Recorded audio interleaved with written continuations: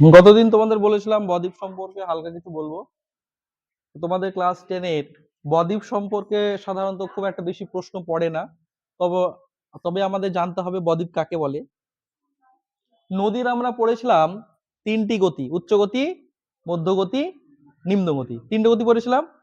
এই তিনটি গতির মধ্যে নদী একদম লাস্ট পর্যায়ে অর্থাৎ বার্ধক্য পর্যায়ে অর্থাৎ নদীর নিম্ন প্রবাহে নদীর আর ক্ষয় করার আর বহন করার ক্ষমতা থাকে না।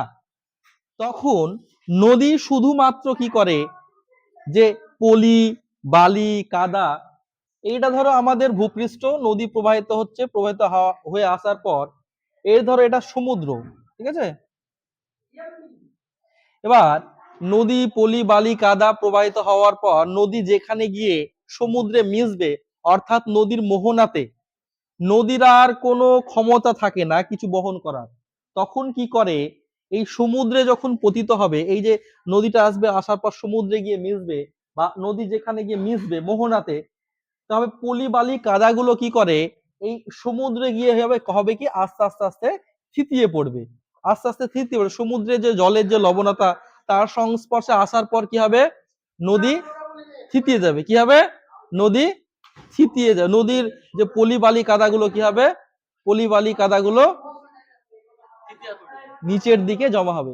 জমা হতে হতে গ্রিক অক্ষর এই রকম দেখতে ডেল্টা বা বাংলা মাত্রাহীন এই বয়ের মতো দেখতে একটা ভূমিরূপের সৃষ্টি করবে। দেখো এটা কি অনেকটা ঠিক বয়ের মতো মনে হচ্ছে না? হ্যাঁ, এই ভূমিরূপটা দেখতে মনে হচ্ছে অনেকটা বয়ের মতো নাকি?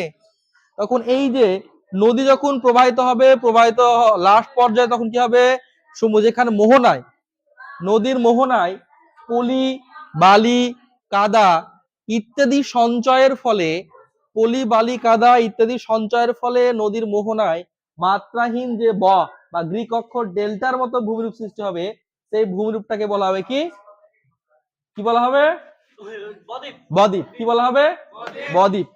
উৎপত্তি, অবস্থান ইত্যাদি অনুসারে আমরা বদ্বীপকে আমরা তিনটে ভাগে ভাগ করব। একটা হচ্ছে পাখির পায়ের মতো বদ্বীপ, আর হচ্ছে ধনুকাকৃতি বদ্বীপ, আর হচ্ছে কি তীক্ষ্ণাগ্র বদ্বীপ। তোমাদের পরীক্ষাতে সবচেয়ে যেটা পড়ে সেটা হচ্ছে পাখির পায়ের মতো বদ্বীপ। আর এটা ঠিক দেখো, একটা পাখির পায়ের মতো দেখতে মনে হচ্ছে এই জায়গাটা, এই ভূমিরূপটা। এখানে নদী প্রবাহিত হওয়ার পর সমুদ্রে যখন মিশবে, মিশার পর সমুদ্রে যেখানে মোহনায় অর্থাৎ পলি, বালি, কাদা জমা হওয়ার পর যখন অনেকটা ঠিক পাখির পায়ের মতো ভূমিরূপ সৃষ্টি করবে, তখন সেটাকে আমরা কি বলবো, পাখির পায়ের মতো বদ্বীপ। আর যখন অনেকটা ঠিক ধনুকের মতো যে বদ্বীপটা সৃষ্টি হবে, সেটা কি হবে, ধনুকাকৃতি বদ্বীপ। আর একটা কি আছে, তীক্ষ্ণাগ্র বদ্বীপ। অনেকটা ঠিক করাতের মতো দেখতে যে বদ্বীপটা সৃষ্টি হবে, সে বদ্বীপটাকে আমরা বলবো কি, তীক্ষ্ণাগ্র বদ্বীপ। পরীক্ষাতে তোমাদের পড়ে, পরীক্ষাতে উদাহরণ পড়ে পাখির পায়ের মতো বদ্বীপ কোথায় দেখতে পাওয়া যায়, কি হবে, মিসিসিপি, মিসৌরি, তাই তো।